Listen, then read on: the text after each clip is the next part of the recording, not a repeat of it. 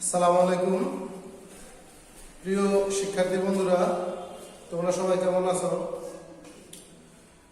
আশা করি আল্লাহর রহমতে এই করোনা মহামারীর মাঝেও তোমরা সবাই ভালো আছো, সুস্থ আছো। তো আমি জনাব সহকারী শিক্ষক ইংরেজি পারুলিয়া উচ্চ বিদ্যালয় পুনরায় তোমাদের সামনে উপস্থিত হয়েছি। প্রিয় শিক্ষার্থী বন্ধুরা, আজকে আমি নবম শ্রেণীর ইংরেজি দ্বিতীয় পত্র নিয়ে আলোচনা করব।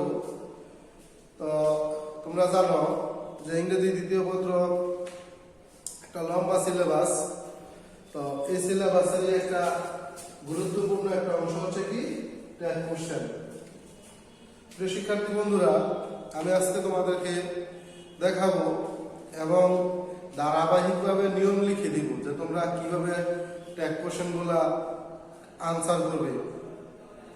তো তার আগে প্রিয় শিক্ষার্থী বন্ধুরা, তোমাদেরকে বুঝতে হবে আসলে ট্যাগ কোশ্চেন সাবজেক্ট বিষয়টা কি। ট্যাগ মানে ঝুলানো, ঝুলিয়ে দেওয়া, লাগানো, আর কোশ্চেন মানে হচ্ছে প্রশ্ন। সুতরাং ট্যাগ কোশ্চেন বলতে বোঝায় বক্তা যখন কথা বলে, কথা বলার শেষে যখন কোনো প্রশ্ন ঝুলিয়ে দেয় বা লাগিয়ে দেয় তাকে সাধারণত আমরা কি বলি? ট্যাগ কোশ্চেন বলি। তো আমাদের ট্যাগ কোশ্চেন করার কি নিয়ম তা আমি তোমাদেরকে লিখে দিব। তোমরা যে যেখানে আসো সাথে কি করে খাতাগুলো নিয়ে বসো, আমি তোমাদেরকে নিয়মগুলো লিখে দিব, তোমরা খাতার নিয়মগুলো লিখো। তার আগে আমি তোমাদেরকে ট্যাগ কোশ্চেন কিভাবে করতে হয় করার নিয়ম লিখে দিব। করার নিয়ম, ট্যাগ কোশ্চেন করার নিয়ম। আসো এক নম্বরে কি বলছে যে ট্যাগ কোশ্চেন মূলত কাকে করতে হয়? সাহায্যকারী বাক্য। তো ট্যাগ কোশ্চেন করার নিয়ম কি? সাহায্যকারী ভার্ব, সাহায্যকারী ভার্বকে ট্যাগ করতে হয়, ট্যাগ কোশ্চেন করতে হয়। দুই নম্বরে হাবোধককে নাবোধক, নাবোধককে হাবোধক করতে হয়। আমরা এখানে বলতে পারি অ্যাফারমেটিভ সেন্টেন্সকে, অ্যাফারমেটিভ সেন্টেন্সকে নেগেটিভ আর নেগেটিভ সেন্টেন্সকে অ্যাফারমেটিভ ট্যাগ করতে হয়। নেগেটিভ সেন্টেন্সকে অ্যাফারমেটিভ ট্যাগ কোশ্চেন করতে হয়। অ্যাফারমেটিভ করতে, অ্যাফারমেটিভ ট্যাগ কোশ্চেন করতে হয়।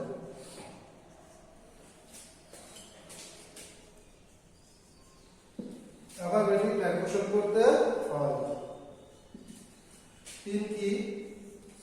সাবজেক্টের প্রোনাউন বসে। তিন কি? সাবজেক্টের প্রোনাউন বসে। চার কি? উত্তর করার শেষে সর্বদা প্রশ্নবোধক চিহ্ন বসে। তো প্রিয় শিক্ষার্থী বন্ধুরা, কি বললাম যে ট্যাগ কোশ্চেন কিভাবে করবা তোমরা। তো ট্যাগ কোশ্চেন করতে হলে আমাদেরকে সবসময় যে কাজটা করতে হবে, সবার আগে প্রথম সেন্টেন্সটিতে যে অক্সিলারি ভার্ব বা হেল্পিং ভার্ব বা সাহায্যকারী ভার্ব আমরা যাই বলি, এই সাহায্যকারী ভার্বকে আমাদের শনাক্ত করতে হবে। কারণ সাহায্যকারী ভার্ব ছাড়া আমরা কখনোই ট্যাগ কোশ্চেন করতে পারবো না। তো এই জন্য আমি বললাম যে সাহায্যকারী ভার্বকে সাধারণত ট্যাগ কোশ্চেন করতে হয়। দুই নম্বরে কি বললাম? সেন্টেন্সটি যদি কি হয়? অ্যাফারমেটিভ হয় তাহলে আমরা অবশ্যই নেগেটিভ, আর যদি নেগেটিভ হয় তাহলে আমরা কি করতে হবে? অ্যাফারমেটিভ ট্যাগ কোশ্চেন করতে হবে। তিনে কি বললাম? সাবজেক্টে সর্বদা কি বসে? প্রোনাউন বসে। চাইলে বললাম উত্তর করার শেষে আমাদের কি করতে হয়? প্রশ্নবোধক চিহ্ন বসাতে হয়। তো প্রিয় শিক্ষার্থী বন্ধুরা, তাহলে চলো আমরা এই নিয়মগুলো যা করলাম তার উপরে কিছু এক্সাম্পল কিভাবে করতে হয় তা আমি তোমাদেরকে দেখাবো।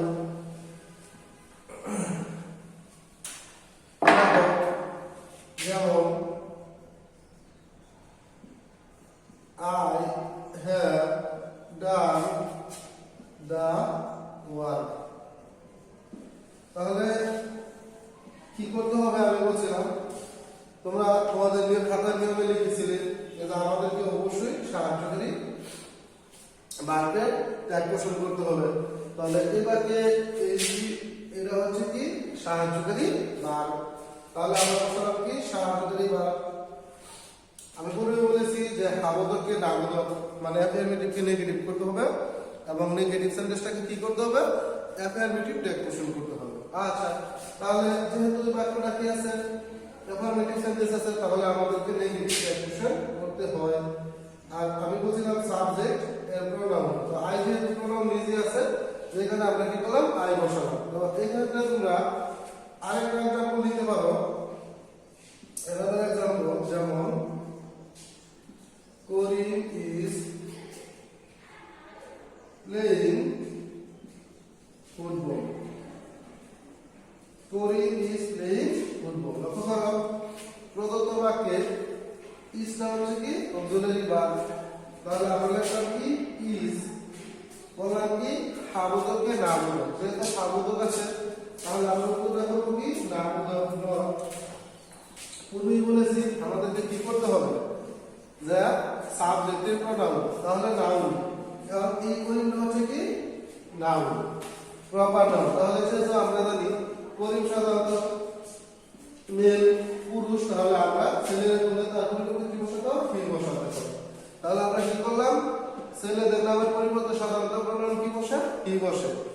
আচ্ছা, এবার আসো আমরা নেগেটিভ কিছু উদাহরণ করি। যেমন আরেকটা উদাহরণ দিই, তোমরা লক্ষ্য করো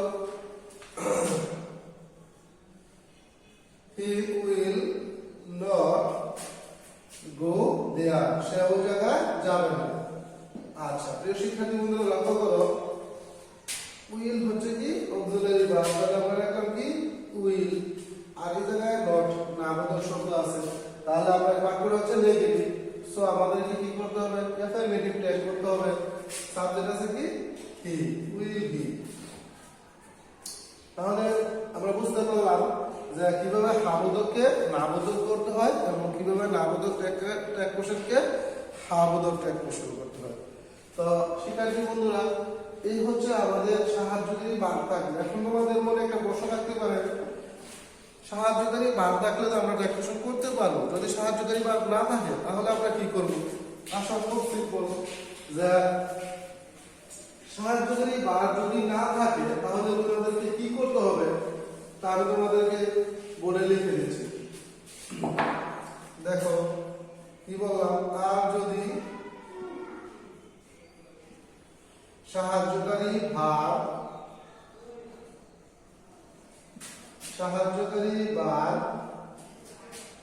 না থাকে তবে আমরা ডু, ডিড,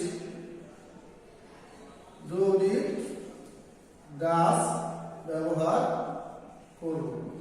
যেমন এই ক্ষেত্রে আমরা এক্সাম্পল দিতে পারি, যেমন কি এক্সাম্পল দেওয়া যায়, রানা প্লেস ফুটবল। আচ্ছা, লক্ষ্য করো আমাদেরকে বলছি যে ট্যাগ পোষণ করতে হলে আমাদেরকে কি করতে হবে সাহায্যকারী ভার্ব খুঁজতে হবে। তো শিক্ষার্থী বন্ধুরা তোমরা লক্ষ্য করো এই বাক্যে কি নাই, কোনো সাহায্যকারী ভার্ব নাই। তাহলে আমরা বলেছিলাম যদি সাহায্যকারী ভার্ব না থাকে তাহলে আমরা কি ব্যবহার করব? ডু, ডিড, ডাস। আর এই জায়গার মধ্যে আমাদের তিনটা সাহায্যকারী ভার্ব আছে। তাহলে প্রশ্ন হচ্ছে আমরা কি তিনটা সাহায্যকারী ভার্ব ব্যবহার করব? উত্তর হচ্ছে না। কেন? কারণ আমরা তিনটা সাহায্যকারী ভার্বকে আলাদা আলাদাভাবে তিনটা জায়গায় ব্যবহার করতে হবে।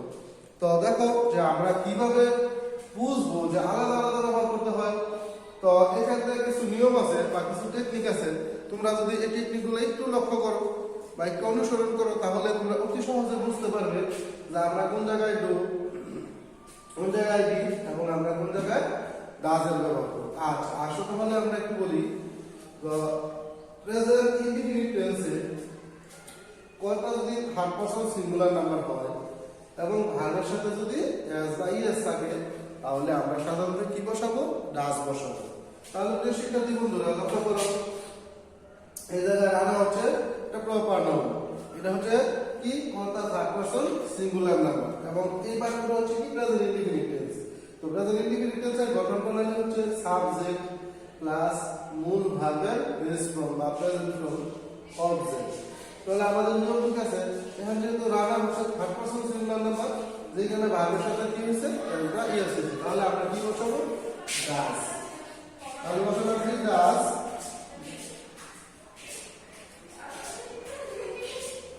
ডাস আমাদের শব্দ কি? নট। আর সাবজেক্ট আছে কি? রানা। তাহলে আমরা বললাম যে রানা সাধারণত কি বোঝায়? পুল্লিঙ্গ বা ছেলেদেরকে বোঝানো হয়, যেখানে আমরা এর পরিবর্তে কি বসালাম? ই বসালাম।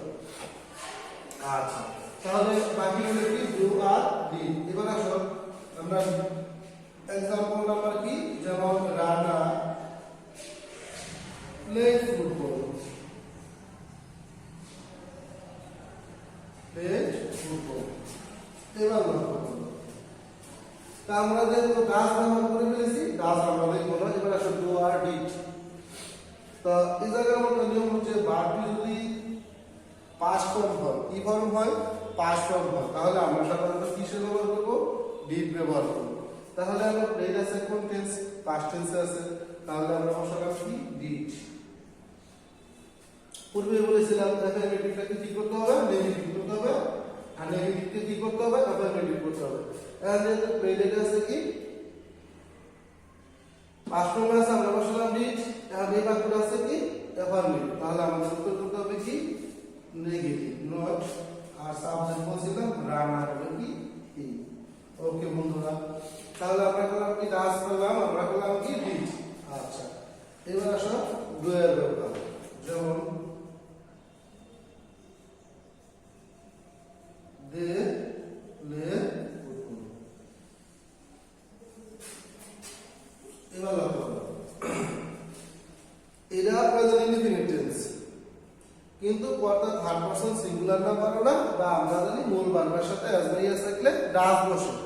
এই জায়গায় মূল ভার্বের সাথে কি এস বা ইএস না, সুতরাং আমরা কি বসাবো না? ডাস বসাবো। আচ্ছা, এবার এই মূল ভার্বটার দিকে লক্ষ্য করো, এই মূল ভার্বটা কোন টেন্সে আছে? যেহেতু প্রেজেন্ট টেন্সে আছে, সুতরাং আমরা ডিড বসাবো না। তাহলে যদি আমরা ডিড এবং ডাস এই দুইটা ব্যবহার না করি, আমরা সিম্পলি বুঝতে পারি যে আমরা সাধারণত এই জায়গায় কি বসতে হবে? ডু বসতে হবে। তাও বলা যায় যে প্রেজেন্ট ইনডিফিনিট টেন্সে বা প্রেজেন্ট টেন্সে কর্তা যদি কি হয়? প্লুরাল হয়, ঠিক আছে, অথবা থার্ড পারসন সিঙ্গুলার নাম্বার না হয়, তাহলে আমরা কি বসাবো? ডু। তাহলে বসালাম কি? ডু। না বোধক শব্দ নাই, নট। সাবজেক্ট আছে কি? ডু। তো প্রিয় শিক্ষার্থী বন্ধুরা, তো আশা করি আজকে আমি তোমাদের সামনে ট্যাগ কোশ্চেনের যে প্রাথমিকভাবে আজকে যে আলোচনা করলাম, তোমরা তা ভালোভাবে বুঝতে পেরেছ। তো এই বিষয়গুলো তোমরা বাসায় ভালো করে চর্চা করবে, আরো পড়াশোনা করবে মনোযোগ সহকারে, যেহেতু আমাদের দীর্ঘদিন যাবৎ ক্লাস বন্ধ ছিল, আবার কিছুদিন ক্লাসটা শুরু হওয়ার পরে আবার বন্ধ হয়ে গেছে। তো তা আমাদেরকে পূরণ করতে হলে তোমাদের এই অনলাইন ক্লাসগুলো নিয়মিত করবে এবং সে অনুসারে তোমরা বাসায় পড়াশোনা করবে। তো আমি এই বলে আমি আমার ক্লাসে সমাপ্ত করলাম। আসসালামু আলাইকুম।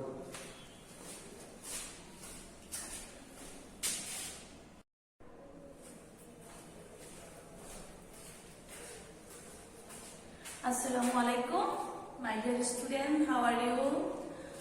আশা করি তোমরা যে যেখানেই আছো ভালো আছো, সুস্থ আছো। তোমরা ভালো থাকো, আমি সেই কামনাই করি দূর থেকে, কারণ এখন তো করোনার জন্য স্কুল বন্ধ, তোমাদের সাথে সরাসরি দেখা হচ্ছে না। তবে যেখানেই থাকো ভালো থাকো, পরিষ্কার পরিচ্ছন্ন থাকো, নিরাপদে থাকো, সেই দোয়াই সবসময় করি। আমি আজকে তোমাদের ক্লাস করবো সপ্তম শ্রেণীতে ইংরেজি ক্লাস। আমরা লেসন 1, আজকে তোমাদের লেসন 1 এর প্রথম যে টিচার এবং স্টুডেন্টের মধ্যে যে কথোপকথন মানে ডায়ালগ, সেটা আমি আজকে তোমাদের পড়াবো। তো লেসন 1 এর আজকে ইন দা ক্লাসরুম, মানে ক্লাসরুমের মধ্যে। 1 এ কি আছে? In the classroom. ক্লাসরুমের মধ্যে টিচার এবং ছাত্রছাত্রীর মধ্যে যে কথা হয়, যে কথোপকথন হয়, সেটা আমি তোমাদের সামনে আজকে উপস্থাপন করব। আশা করি সবাই তোমরা বুঝবে। যে যেখানে থাকো তোমরা অবশ্যই আমার ভিডিওটি দেখবে, আমার ক্লাসটা দেখবে। দেখো ইন্ডিয়া ক্লাসরুমে টিচার কি বলতেছে, টিচার ক্লাসে আসলো, তারপরে সে কি বললো, good morning and welcome everybody, শুভ সকাল ছাত্রছাত্রী এবং তোমাদের প্রত্যেককে সবাইকে স্বাগতম। এভরিবডি মানে কি, সবাইকে বা প্রত্যেককে স্বাগতম। ওয়েলকাম তো কি স্বাগতম। তাহলে টিচার কি বলতেছে, good morning and welcome everybody, শুভ সকাল ছাত্রছাত্রীরা এবং তোমাদের প্রত্যেককে স্বাগতম। স্বাগতম জানাচ্ছি। স্টুডেন্ট কি বলতেছে, ছাত্রছাত্রীরা কি বলতেছে টিচারকে, গুড মর্নিং টিচার। ছাত্রছাত্রীরা রিপিট তাদেরকে টিচারকে বলতেছে শুভ সকাল শিক্ষক, শুভ সকাল শিক্ষক। তারপর টিচার কি বলতেছে দেখো, are you ready for the class.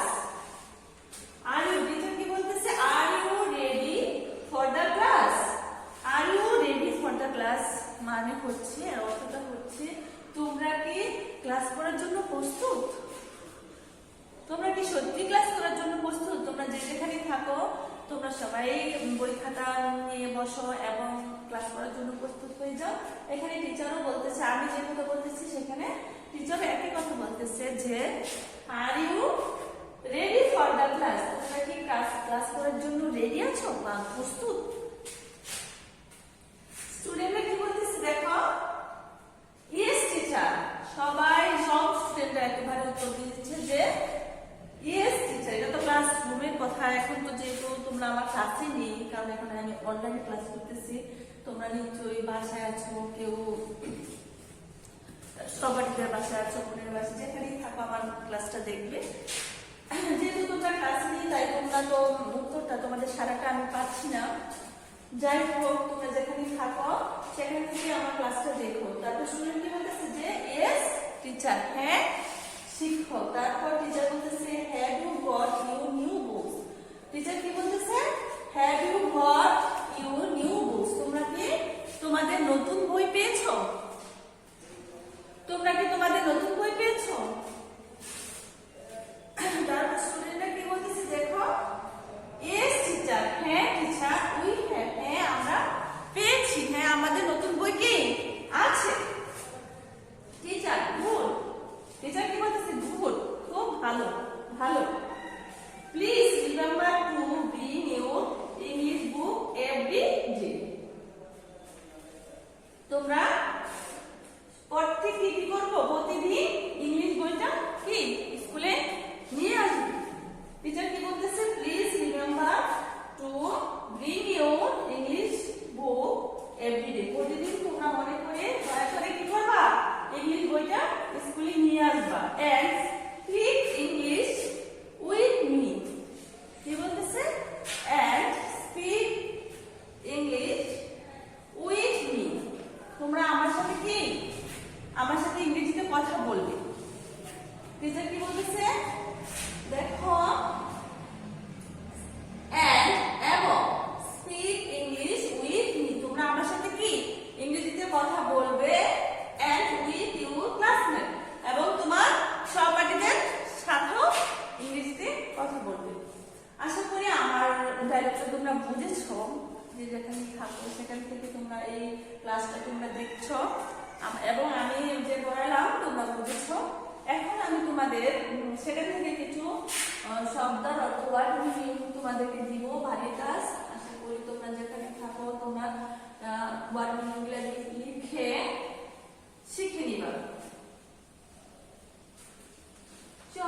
অনেকে হয়তো এই ওয়ার্ড মিনিংগুলো তোমরা জানো, তো যেগুলো না জানো তোমরা সেটা জেনে নিবা।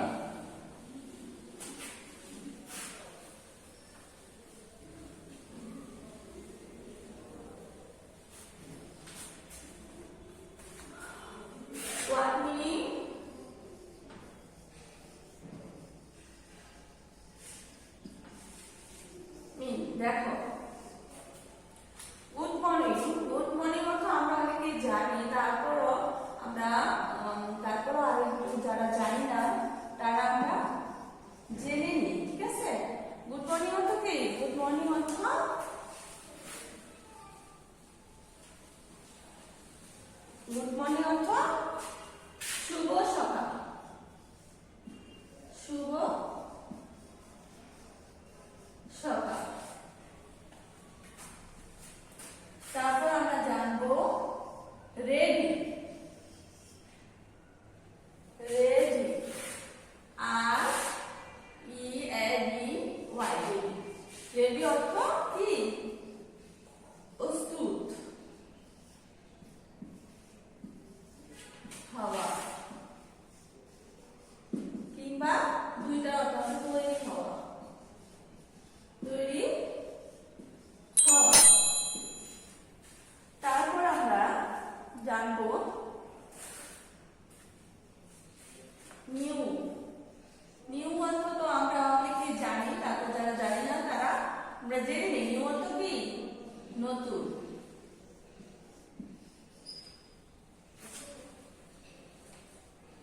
তারপর গুড, গুড অর্থ ভালো। তারপরে প্লিজ, প্লিজ অর্থ দয়া করে কিংবা অনুগ্রহ করে, অনুগ্রহ করে। তারপর ব্রিং, ব্রিং অর্থ আনয়ন করা, মানে আনা, আনয়ন করা।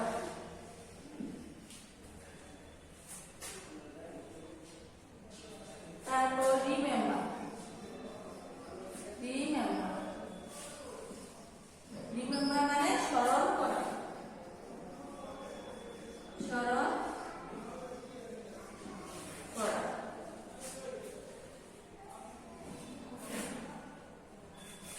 তারপরে এভরিডে, এভরিডে অর্থ কি? এভরিডে অর্থ প্রতিদিন, প্রতিদিন।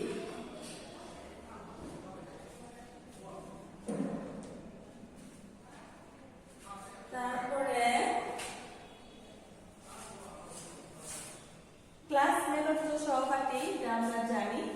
তাহলে আমরা কি কি অর্থ দিলাম দেখো। গুড মর্নিং, গুড মর্নিং অর্থ শুভ সকাল। রেডি, রেডি অর্থ প্রস্তুত হওয়া কিংবা তৈরি হওয়া। নিউ, নিউ অর্থ নতুন। গুড অর্থ ভালো, প্লিজ দয়া করে কিংবা অনুগ্রহ করে। ব্রিং অর্থ আনয়ন করা। রিমেম্বার অর্থ স্মরণ করা। আর এভরিডে অর্থ হচ্ছে প্রতিদিন। সবাই আমরা আশা করি এই ওয়ার্ডগুলো আমরা জানি, কিংবা যারা জানি না তারা আমরা ভালো করে জেনে নিব। এই ছিল আমার আজকের ক্লাস। যে যেখানেই থাকো ভালো থাকো, সুস্থ থাকো।